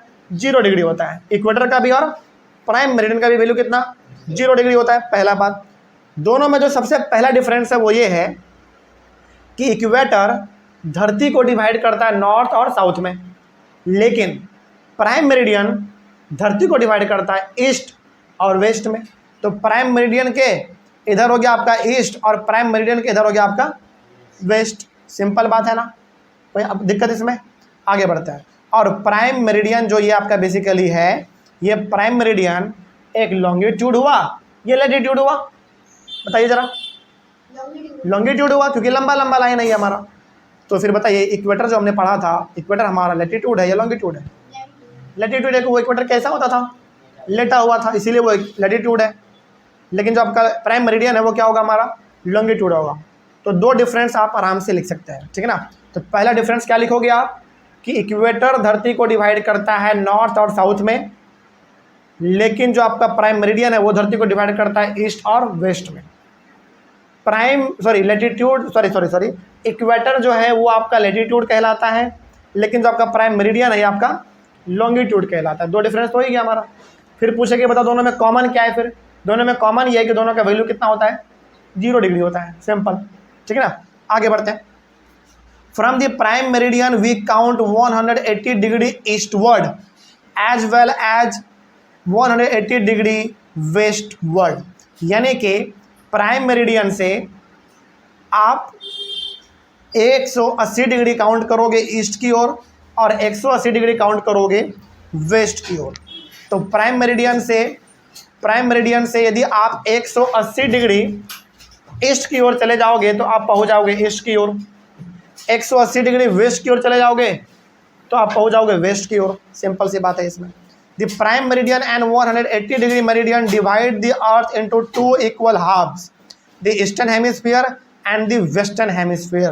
तो बेसिकली ये जो आपका प्राइम मेरिडियन है ये आपके धरती को 2 हिस्सों में डिवाइड करता है, ईस्टर्न हेमिस्फीयर और वेस्टर्न हेमिस्फीयर। जिस तरीके से आपका इक्वेटर डिवाइड करता था अर्थ को नॉर्दर्न हेमिस्फीयर और साउदर्न हेमिस्फीयर में, उसी प्रकार से आपका प्राइम मेरिडियन डिवाइड करता है धरती को ईस्टर्न हेमिस्फीयर और वेस्टर्न हेमिस्फीयर। कोई दिक्कत इसमें? चलिए आगे बढ़ते हैं फिर। उसके बाद है इसमें हमारा 180 degree east and 180 degree west meridians are on the same line. कहने का सिंपल सा मतलब यहाँ पे यह है कि प्राइम मेरिडियन का वैल्यू कितना हो गया आपका 0। तो प्राइम मेरिडियन से 180 डिग्री आप जाओ ईस्ट और 180 डिग्री चल जाओ आप वेस्ट। दोनों का दोनों हमारा किस लाइन में पड़ेगा? एक सिंगल लाइन में पड़ेगा। यानी कि ईस्ट से लेकर वेस्ट की ओर यदि आप जाओगे तो दोनों का दोनों 180 आपको दिखेगा और दोनों का दोनों हमारा सेम ही लाइन पे दिखेगा। ठीक है ना। उसके बाद है हमारा इसमें एक चीज़ और पॉइंट है, Dhubri in Assam is situated at 26 degree north latitude and 90 degree east longitudes. Dhubri एक जगह हमारा असम में, ये जो जगह है ना ये 26 डिग्री नॉर्थ लैटिट्यूड में पड़ता है, लेकिन 90 डिग्री ईस्ट हमारा ये लॉन्गिट्यूड में पड़ता है। इसका मतलब क्या आप समझा सकते हैं हमको? इसका मतलब ये हुआ कि धुबरी जो असम में है वो 26 डिग्री नॉर्थ लैटिट्यूड में है। इसका मतलब क्या हुआ बताओ जरा कोई? इसका मतलब धुबरी कहाँ पे है बताओ जरा? नॉर्दर्न हेमिस्फीयर या साउदर्न हेमिस्फीयर? नॉर्दर्न हेमिस्फीयर, क्योंकि नॉर्थ लैटिट्यूड का बात हो रहा है इसमें। और जो ये आपका 90 डिग्री ईस्ट लॉन्गिट्यूड है ये किसका बात कर रहा है? ईस्टर्न हेमिस्फीयर या वेस्टर्न हेमिस्फीयर?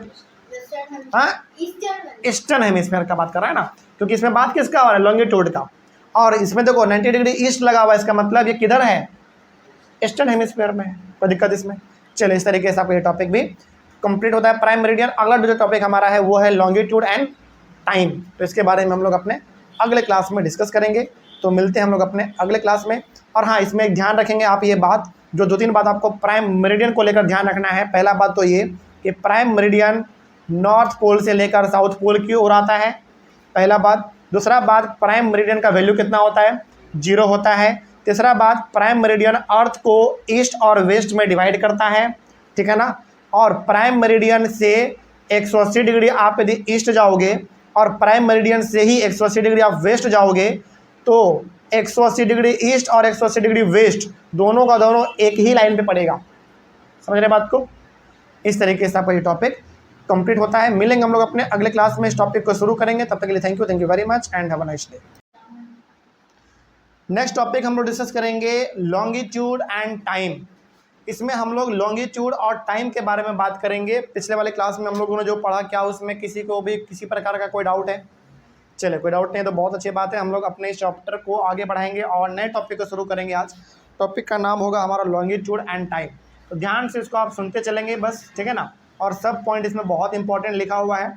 देखिए सबसे पहला इसमें पॉइंट लिखा हुआ है कि the best means of measuring time is by the movement of the earth, the moon and the planet. देखिए टाइम को मेजर करने का सबसे बढ़िया तरीका, यानी कि टाइम को पता करने का सबसे बढ़िया तरीका क्या होता है? धरती के मूवमेंट को देखना, मून के मूवमेंट को देखना और प्लैनेट के मूवमेंट को देखना। जैसे पुराने लोग समय कभी भी घड़ी देखकर नहीं बताते थे, वो सूरज को एक बार देखते थे और सूरज को देखकर बता देते थे कि अभी समय कितना हो रहा है। बिल्कुल आज हम लोगों को समय देखना होता है तो क्या हम लोग सूरज की तरफ देखते हैं या घड़ी की तरफ देखते हैं? घड़ी की तरफ देखते हैं। क्यों? क्योंकि हम लोगों को उतना अनुभव नहीं है। लेकिन आज भी जो गांव के बड़े बुजुर्ग लोग हैं, जो पुराने लोग हैं, वो आज भी घड़ी देखने से पहले वो सूरज की ओर देखते हैं।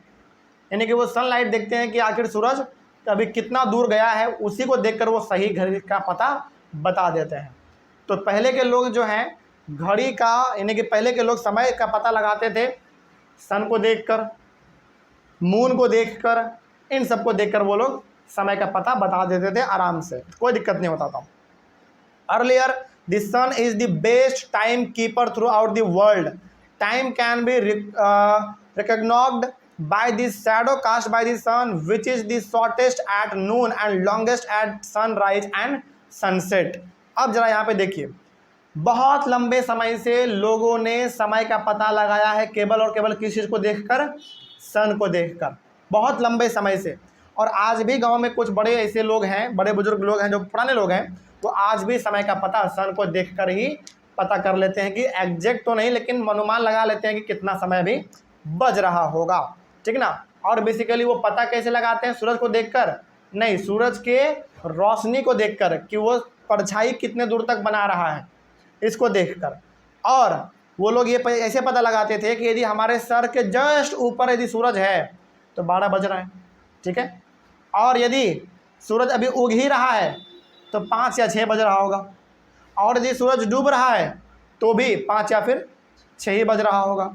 तो इस तरीके से वो लोग घड़ी का अंदाज़ा लगा लेते थे समय का, ठीक है। आगे कहने का मतलब ये होगा कि यदि जस्ट सर के ऊपर यदि सूरज है तो 12 बज रहा होगा, और यदि अभी सूरज उग ही रहा है और सन दिख गया तो पक्का या तो 5 या फिर 6 के बीच में समय होगा, और यदि सूरज डूब रहा है तो पक्का वो भी समय हमारा 5 और 6 के बीच में ही होगा, ठीक है ना। क्या 7 बजे आपको सूरज दिखता है? क्या 7 बजे उजाला तो होता है, लेकिन क्या सूरज दिखता है आपको? नहीं, वो डूब चुका होता है, ठीक है ना। खैर आगे बढ़ते हैं। तो पहले के लोग सूरज को देखकर ही समय का पता लगा लेते थे।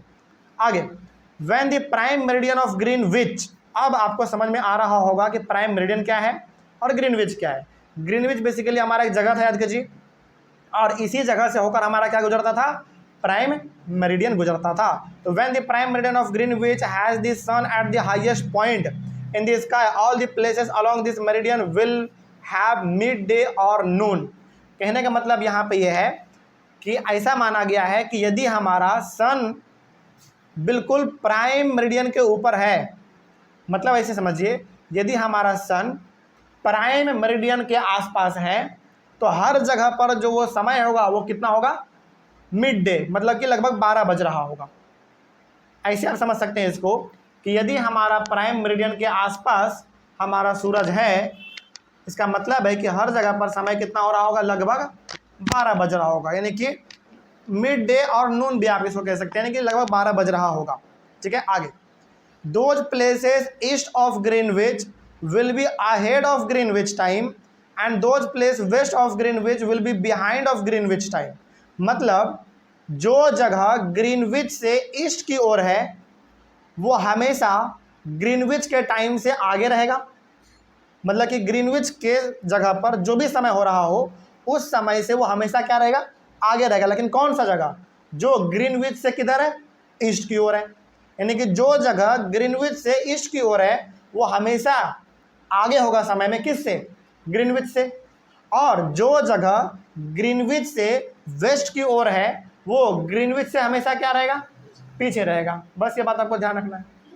यहाँ पे बताते हैं क्यों, क्योंकि अभी इसमें ना डिग्री का सारा खेल है, इसके पीछे रीजन भी है। इसे हवा में कोई बात नहीं है, सारा पॉइंट के पीछे रीजन है। लेकिन अभी फिलहाल आपको 2 पॉइंट ध्यान रखना है। पहला ये कि जो जगह, जो प्लेस ग्रीनविच के ईस्ट साइड में है वो हमेशा समय में आगे रहेगा, किससे? ग्रीनविच के समय से, ठीक है ना। और जो ग्रीनविच से, जो जगह ग्रीनविच से वेस्ट की ओर है वो समय में हमेशा पीछे रहेगा, किससे? ग्रीनविच के समय से, ठीक है ना। चलिए आगे बढ़ते हैं। अगला, a watch can be adjusted at any place to read 12 o'clock when the sun is at the highest point in the sky when it is midday। कहने का मतलब ये हुआ कि आप किसी भी जगह पर रहिए, अपने घड़ी को आप बिल्कुल मैच कर सकते हैं तब जब आपका सूरज जस्ट आपके सर के ऊपर रहे, और उस समय पे घड़ी में समय कितना हो रहा होगा? 12 बज रहा होगा। चाहे वो जगह कोई भी हो, इंडिया, पाकिस्तान, कोई भी हो, नेपाल उपाल कोई भी हो, यदि वहाँ पे सूरज जस्ट आपके सर के ऊपर है तो पक्का वहाँ पे क्या बज रहा होगा? 12 बज रहा होगा। ये समय लगभग हर जगह पे फिक्स ही रहता है, ठीक ना। क्योंकि वो सूरज, क्या सूरज का पोजीशन आप चेंज कर सकते हैं क्या? नहीं, वो तो हमेशा फिक्स ही रहेगा, ठीक है ना। यदि आपके सूरज के, यदि आपका सूरज यानी कि सनलाइट सबसे आपके, मतलब सनलाइट यदि आपके सर के जैसे ऊपर है तो पक्का वहाँ पे 12 बज रहा होगा, चाहे वो इंडिया हो, पाकिस्तान, नेपाल, कुछ भी हो, हर जगह पर। अब यहाँ पे थोड़ा सा हम लोग ये पता करते हैं कि आखिर समय को कैलकुलेट कैसे किया जाता है। तो the rate of difference can be calculated as follows, यानी कि अच्छा कभी कभार आप सुनते होंगे ना कि इधर उजाला है तो उस कंट्री में अंधेरा है, ऐसा आप सुनते होंगे कई बार। ऐसा क्यों होता है, थोड़ा सा इसके बारे में हम लोग बात कर लेते हैं। देखो, the earth rotate 360 degree in 24 hours. हमारा जो पूरा पृथ्वी है ना वो एक बार अपने ही जगह पर घूम जाता है, कितने घंटे में? 24 घंटे में। यानी कि धरती को पूरा एक बार घूमने में कितना समय लगता है? 24 घंटा। और 24 घंटा जब वो घूम गया तो बताओ वो कितना डिग्री घुमा? 360 डिग्री घुमा, 360। यानी कि एक बार कोई चीज़ पूरा घूम जाता है ना तो हम कहते हैं कि वो 360 डिग्री घूम गया, ठीक ना। तो बताइए कि 24 घंटा में 360 डिग्री हमारा पृथ्वी घूमता है, तो 1 घंटा में वो कितना डिग्री घूमेगा? 15 डिग्री। आप क्या करो, बेसिकली 360 को डिवाइड कर दो 24 से, आपको समझ में आ जाएगा।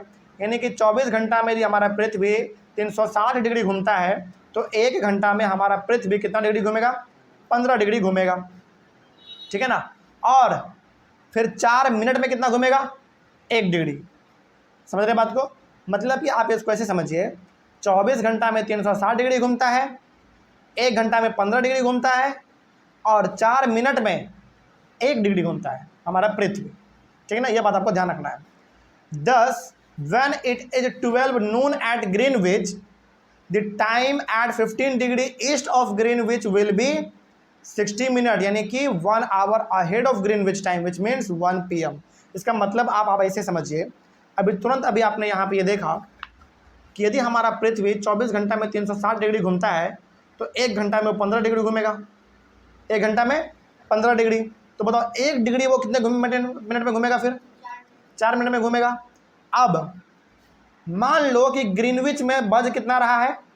12। कितना बज रहा है? 12 बज रहा है। तो ग्रीनविच से जो 15 डिग्री ईस्ट की ओर होगा, वहां पे फिर समय कितना होगा? इसको आप ऐसे कैलकुलेट कर सकते हो। कैलकुलेट आप इसको ऐसे कर सकते हो, मतलब आपसे बोला जा रहा है कि देखो ग्रीनविच में ना 12 बज रहा है, तो बताओ ग्रीनविच से 15 डिग्री दूर जो हमारा जगह होगा ईस्ट की ओर, वहां पे समय कितना हो रहा होगा? तो आप क्या करोगे, बेसिकली 15 × 4 कर दोगे, यानी कि 15 यहाँ पे किस चीज़ के लिए है? डिग्री के लिए है, क्योंकि वो जगह कितने दूर है ग्रीनविच से? 15 डिग्री है। कोई दिक्कत? और मल्टीप्लाई किससे करोगे? 4 से करोगे, क्योंकि हमको इसमें समय निकालना है ना। आप इसको ऐसे समझिए, यदि कन्फ्यूजन हो रहा है तो, कि 360 डिग्री घूमता है 24 घंटे में, 15 डिग्री घूमता है 1 घंटे में, और 1 डिग्री घूमता है कितने मिनट में? 4 मिनट में। तो बताइए वो 15 डिग्री कितने मिनट में घूमेगा? मतलब कि 15 × 4 कर देंगे हम लोग इसमें, तो हमारे पास आएगा 60 मिनट्स। इसका आप मतलब ये भी कह सकते हैं कि 1 डिग्री घूमता है कितने मिनट में? 4 मिनट में। तो बताओ 15 डिग्री कितने मिनट में घूमेगा?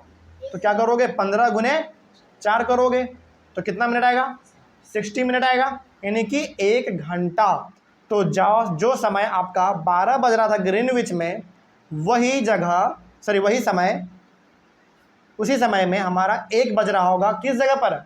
जो जगह ग्रीनविच से 15 डिग्री ईस्ट की ओर है। समझ रहे बात को? नहीं समझ में आया? फिर से दोबारा ऐसे समझिए 360 डिग्री घूमता है कितने घंटे में? 24 घंटे में। 15 डिग्री घूमता है कितने घंटे में? 1 घंटे में। फिर 1 डिग्री वो कितने घंटे में घूमता है? सॉरी, कितने मिनट में? 4 मिनट में। अब आप ये इमेजिन करो कि ग्रीनविच में बज रहा है कितना? 12, दोपहर का 12 बज रहा है, ठीक है ना। आपको समय निकालना है उस जगह के बारे में जो जगह ग्रीनविच से 15 डिग्री ईस्ट की ओर है, आपको ये समय निकालना है। तो आप यहाँ पे कर रहे हो 15 × 4 यानी कि 60 मिनट। अब सवाल है कि सर यहाँ पे 15 × 4 हम क्यों कर रहे हैं? ऐसे समझो आप, देखो 4 मिनट में वो घूमता है 1 डिग्री, तो ऑब्वियस सी बात है 15 डिग्री वो कितने मिनट में घूमेगा? तो 15 × 4 करेंगे, कितना आएगा? 60 आएगा, यानी कि 60 मिनट। इसका मतलब 1 घंटा। इसका मतलब आप यहाँ पे ये भी कह सकते हैं कि ग्रीनविच में यदि 1 बज रहा है, मतलब ग्रीनविच में यदि 12 बज रहा है, तो वो जगह जो कि ग्रीनविच से 15 डिग्री ईस्ट की ओर है, वहाँ पे समय कितना हो रहा होगा? 1 बज रहा होगा। 1 घंटा हमेशा वो आगे रहेगा, ठीक है ना। 15 डिग्री बहुत कम नहीं होता है, बहुत ज़्यादा होता है। 15 डिग्री आपको सुनने में बहुत कम लग रहा है ना, लेकिन जब आप इसको अर्थ के लेवल पे देखोगे 15 डिग्री बहुत बड़ा होता है, क्योंकि अर्थ हमारा छोटा सा थोड़ी है, बहुत बड़ा है, ठीक है ना। आगे बढ़ते हैं। 180 degree will be midnight when it is 12 noon at Greenwich. मतलब यदि ग्रीनविच में 12 बज रहा है, यानी कि दोपहर हो रहा है, और यदि हम किसी जगह पे, वो जगह जो जगह की 180 डिग्री दूर है, वहाँ पे कितना हो रहा होगा? मिडनाइट हो रहा होगा, यानी कि वहाँ का आधा रात हो रहा होगा। आप इसको ऐसे समझिए कि यदि ग्रीनविच में 12 बज रहा है, दोपहर हो रहा है, और हमको वहाँ का समय निकालना है जो कि ग्रीनविच से कितना दूर है? 180 डिग्री है, तो वहाँ पे समय कितना हो रहा होगा? आधा रात हो रहा होगा, लेकिन मतलब 12 बजे रात का समय यहाँ पे हो रहा होगा। तो ये होता है टाइम को पता करने का तरीका। तो कोई भी आपसे पूछे कि बताओ धरती हमारा कितने घंटे में घूमता है 360, 24 घंटे में, तो फिर 15 डिग्री वो कितने घंटे में घूमेगा, 1 घंटे में, फिर वो 1 डिग्री कितने मिनट में घूमेगा, 4 मिनट में। अब यदि कोई ऐसे पूछ दे आपसे कि बताओ कोई एक ऐसा जगह है जो कि ग्रीनविच से 15 डिग्री दूर है, तो बताओ वहाँ पे समय कितना हो रहा होगा, जबकि समय ग्रीनविच में 12 बज रहा है, वहाँ 1 बज रहा होगा। फिर यदि कोई आपसे पूछे कि बताओ ग्रीनविच में 12 बजे दोपहर हो रहा है और उस जगह का टाइम बताओ जो जगह ग्रीनविच से 180 डिग्री दूर है, तो वहाँ पे कितना बज रहा होगा बताओ, रात के 12 बज रहे होंगे। ये समय का डिफरेंस होता है। ठीक है, चलिए इस तरीके से हमारा ये टॉपिक कंप्लीट होता है, लॉन्गिट्यूड एंड टाइम। अगला जो हमारा टॉपिक है हमारा वो है why do we have standard time. इसका मतलब है कि हमारे इंडिया में जितने भी घड़ी हैं सबके पास समय क्या है, एक जैसा है सबके घड़ी में। तो ये इसी को हम लोग कहते हैं स्टैंडर्ड टाइम। ये सबके सेम क्यों है, इसी के बारे में हम लोग यहाँ पे बात करेंगे, लेकिन अगले वाले क्लास में। कोई दिक्कत नहीं इसमें। चलिए मिलते हैं हम लोग अपने अगले क्लास में। Thank you very much. इस चैप्टर का सबसे लास्ट टॉपिक हम लोग डिस्कस करने जा रहे हैं। टॉपिक का नाम है why do we have standard time. हमारे पास एक स्टैंडर्ड टाइम क्यों होना चाहिए, या फिर क्यों हमारे पास एक स्टैंडर्ड टाइम है। स्टैंडर्ड टाइम का मतलब यह है कि पूरे के पूरे इंडिया में आप किसी का भी घड़ी उठा के देख लो, सभी में समय क्या होता है, सेम होता है। तो ऐसा क्यों है, थोड़ा सा इसी के बारे में हम लोग बात करेंगे। देखिए इसमें पहला पॉइंट लिखा हुआ है कि in India a difference of about 1 hour and 45 minutes in the local times of Dwarka in Gujarat and Dibrugarh in Assam. यानी कि हमारे इंडिया में भी टाइम का डिफरेंस है, कहीं पे कुछ और बज रहा है तो कहीं पे कुछ और बज रहा है। थोड़ा सा इसके बारे में हम लोग पहले बात कर लेते हैं। जैसे देखो द्वारका पड़ता है गुजरात में और डिब्रूगढ़ पड़ता है असम में। इन दोनों के बीच में जो समय का गैप है वो कितना है, 1 घंटा 45 मिनट का है। इसका मतलब आप यहाँ पे ये कह सकते हैं कि सूरज की रोशनी आपको असम का जो डिब्रूगढ़ है वहाँ पे 1 घंटा 45 मिनट पहले ही दिख जाएगा और 1 घंटा 45 मिनट के बाद आपको दिखेगा कहाँ पे, गुजरात के द्वारका में। मतलब समझ रहे हैं बात को। इसका मतलब हो गया कि द्वारका और डिब्रूगढ़ दोनों के बीच में समय का गैप कितना है, 1 घंटा 45 मिनट का है। आप इसको ऐसे भी समझ सकते हैं कि असम में सूरज 1 घंटा 45 मिनट पहले दिख जाएगा और गुजरात में 1 घंटा 45 मिनट के बाद दिखेगा। समझ रहे बात को। अच्छा ऐसा क्यों बताओ तो जरा। क्योंकि सूरज उगता है ईस्ट की ओर से और हमारा असम पड़ता ही किधर है, ईस्ट की ओर, इसीलिए सूरज का रोशनी पहले वहीं पे पड़ता है। ठीक है ना, आगे बढ़ते हैं। हाँ हाँ, वहाँ पे 1 घंटा 45 मिनट के बाद सूरज दिखेगा द्वारका में, जो कि गुजरात में है। ठीक है ना, आगे बढ़ते हैं। समय सबके घड़ी में बराबर ही है, लेकिन सूरज का रोशनी थोड़ा सा 1 घंटा 45 मिनट के बाद पहुंचेगा वहाँ पे। ठीक है ना, आगे। India located east of Greenwich at 82 degree 30 minute east and 5 hours and 30 minutes ahead of GMT। GMT का मतलब होता है ग्रीनविच मीन टाइम। अब इसका मतलब थोड़ा सा आप इसको ऐसे समझिए। हमारा अच्छा, जैसे हमने आपको बताया था कि ग्रीनविच का वैल्यू कितना है, 0 डिग्री, यानी कि ग्रीनविच कहाँ पे लाई करता है, हमारा 0 डिग्री पे लाई करता है। और जो हमारा इंडिया है वो ग्रीनविच के किधर पड़ता है, ईस्ट की ओर पड़ता है। और वो भी कितना दूर ग्रीनविच से, 82 डिग्री 30 मिनट ईस्ट। अच्छा, यहाँ पे जो थोड़ा सा आप डॉट देख रहे हो, कॉमा, छोटा सा कॉमा 30 के ऊपर, उसको हम लोग मिनट बोलते हैं। क्या बोलते हैं, मिनट बोलते हैं। ठीक है ना। तो हमारा जो इंडिया है वो ग्रीनविच से किधर पड़ता है, ईस्ट की ओर पड़ता है। और ग्रीनविच से हमारे इंडिया का समय हमेशा कितना ज़्यादा आगे रहता है, 5 घंटा 30 मिनट।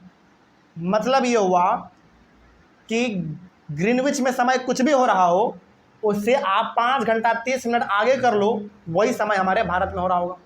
जैसे मान लो कि ग्रीनविच में 12 बज रहा है तो हमारे इंडिया में कितना बज रहा होगा, 5:30, क्योंकि हम लोगों को आगे कितना चल जाना है, 5.5 घंटा।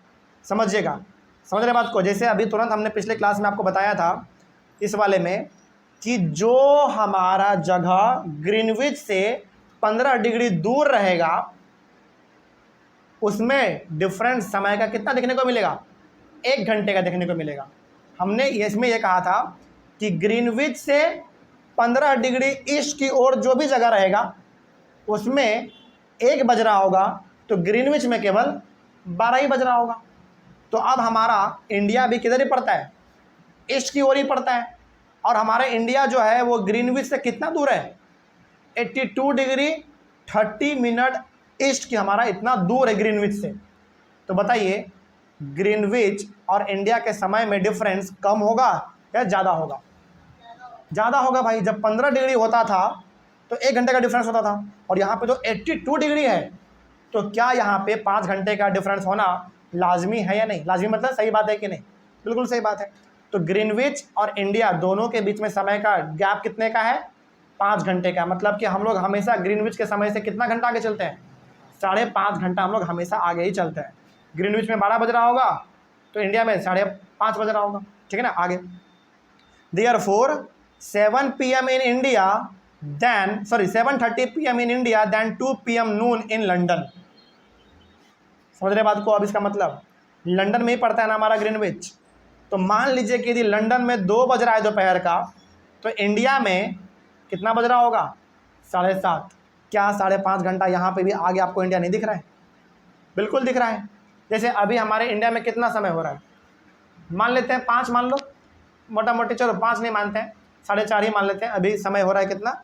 4:36 हो रहा है। 5 नहीं मान सकते क्योंकि 5 तो बहुत ज़्यादा हो गया। जैसे यहाँ पे हो रहा है कितना, अभी 4:30 बज रहा है, तो 5.5 घंटा आप पीछे कर लो, इतना ही समय अभी हो रहा होगा लंदन में।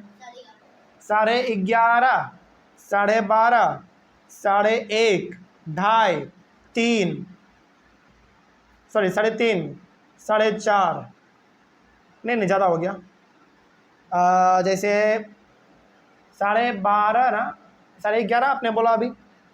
जैसे अभी कितना हो रहा है, 4:30 हो रहा है ना, तो 11:30, तो 12:30, 1:30, 2:30, 3:30, 4:30, 11:30, 12 नहीं, वहाँ पे 11 बज रहा होगा अभी वहाँ पे 11 बज रहा होगा, क्योंकि 11 से 4 आप जोड़ोगे तो कितना हुआ हमारा?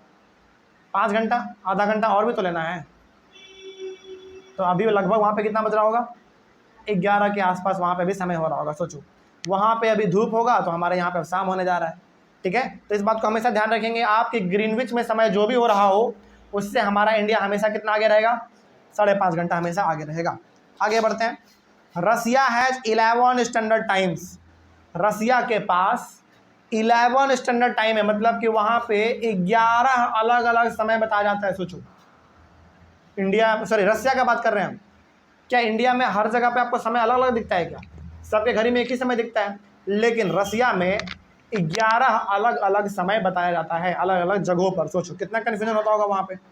आगे, the earth has been divided into 24 time zones of 1 hour each zone cover 15 degree of longitude. यानी कि हमारे इंडिया को 24 टाइम जोन्स में डिवाइड किया गया है, यानी कि हमारे इंडिया को 24 अलग अलग हिस्सों में डिवाइड किया गया है, और हर हिस्सा कितना डिग्री कवर करता है? 15 डिग्री। अच्छा, हर हिस्सा 15 डिग्री कवर कर रहा है, इसका मतलब कि हर जगह पे समय कितने का बात हो रहा है? 1 घंटा का। क्योंकि हमने आपको पिछले क्लास में बताया था कि ग्रीनविच से कोई जगह 15 डिग्री आगे है, इसका मतलब वो कितना आगे है ग्रीनविच से? 1 घंटा आगे है। तो हमारे पूरे पृथ्वी को कितने टाइम जोन्स में डिवाइड किया गया है? 24 जोन्स में डिवाइड किया गया है, और हर जोन्स में डिग्री कितना है? 15 डिग्री है, ठीक है ना। चलिए, इस तरीके से हमारा ये भी कवर हुआ। अगला हमारा है छोटा सा, इसमें और हम लोग बात करेंगे इंडियन स्टैंडर्ड टाइम। इसको शॉर्ट में हम लोग ISI बोलते हैं। देखा जाए, the longitude of 82 degree 82 whole 1/2 बोल दो, या फिर 82 डिग्री 30 मिनट ईस्ट बोल दो, बात सेम ही है जो यहाँ पे बात हुआ था अभी ऊपर में हमारा, ठीक है ना। तो द लॉन्गिट्यूड ऑफ इतना is treated as the standard meridian. मतलब हमारे इंडिया का जो समय है वो किसके हिसाब से डिसाइड होगा? 82 डिग्री 30 मिनट ईस्ट के हिसाब से डिसाइड होगा। मतलब ये हो गया कि हमारा जो इंडिया है वो ग्रीनविच से कितना दूर पड़ता है? 82 डिग्री 30 मिनट ईस्ट पड़ता है। तो इस डिग्री पे जो समय हो रहा होगा वही समय किसका कहलाएगा? इंडिया का कहलाएगा। समझ रहे बात को? कोई दिक्कत? और ये समय जो है वो हमेशा कितना देर आगे रहेगा ग्रीनविच से? 5.5 घंटा हमेशा आगे रहेगा। तो यही है हमारे इंडिया का स्टैंडर्ड मेरिडियन। स्टैंडर्ड मेरिडियन का मतलब हो गया कि वो समय जो कि पूरे कंट्री में लागू होता है। तो हमारे इंडिया में जो पूरा समय लागू हो रहा है वो किस वैल्यू को देखकर, 82 डिग्री 30 मिनट ईस्ट को देखकर, ठीक है ना। और ये हमारा बेसिकली दूरी है, किससे दूरी है, इंडिया का ग्रीनविच से दूरी है इतना, ठीक है ना। और हमेशा ग्रीनविच और इंडिया के टाइम में डिफरेंस कितने का रहेगा, 5.5 घंटे का रहेगा, ठीक है ना। आगे the local time at this meridian is taken as the standard time for the whole country, यानी कि इस डिग्री पर जो भी समय हो रहा होगा इंडिया का, वही समय पूरे इंडिया में लागू होगा। इसीलिए आपको पूरे भारत में जितने भी घड़ी दिखते हैं उस सबका समय एक ही होता है, ठीक है ना। It is known as the standard Indian standard time, और इसी को हम लोग कहते हैं Indian standard time. Indian standard time का मतलब हो गया वो समय जो कि हर कोई फॉलो करता है। तो हम हर इंडियंस किस समय को फॉलो करते हैं, उस समय को फॉलो करते हैं जो समय कहाँ पे बज रहा होगा, 82 डिग्री 30 मिनट ईस्ट पे हमारा जो भी समय बज रहा होगा उसी को हम लोग अपना इंडियन स्टैंडर्ड टाइम मानते हैं। मतलब कि पूरे इंडिया में वही समय हमारा अप्लाई होता है, ठीक है ना। चलिए, जैसे अभी हमारा यहाँ पे कितना हो रहा है, 4:40 हो रहा है। तो ये 4:40 इंडिया में जितने भी घड़ी हैं सभी में हो रहा होगा, ठीक है ना। इसी को हम लोग कहते हैं इंडियन स्टैंडर्ड टाइम। चलिए आगे बढ़ते हैं। और ये हमेशा हमारा जो भारत का समय है ये हमेशा 5.5 घंटा आगे रहेगा, किससे, ग्रीनविच यानी कि लंदन से, क्योंकि ग्रीनविच हमारा कहाँ पड़ता है, लंदन में पड़ता है। चलिए, इस तरीके से हमारे टॉपिक और टॉपिक के साथ पूरा का पूरा ये चैप्टर भी हमारा खत्म होता है। क्या किसी प्रकार का आप लोगों को इसमें डाउट है? कोई डाउट नहीं है। चलिए, ऑनलाइन वाले बच्चे आप लोगों को कहीं पर कोई डाउट रहा होगा तो आप लोग एक बार कमेंट कीजिएगा। मिलेंगे हम लोग अपने अगले वाले क्लास में एक नए चैप्टर के साथ और एक नई शुरुआत के साथ। तब तक के लिए thank you very much and have a nice day.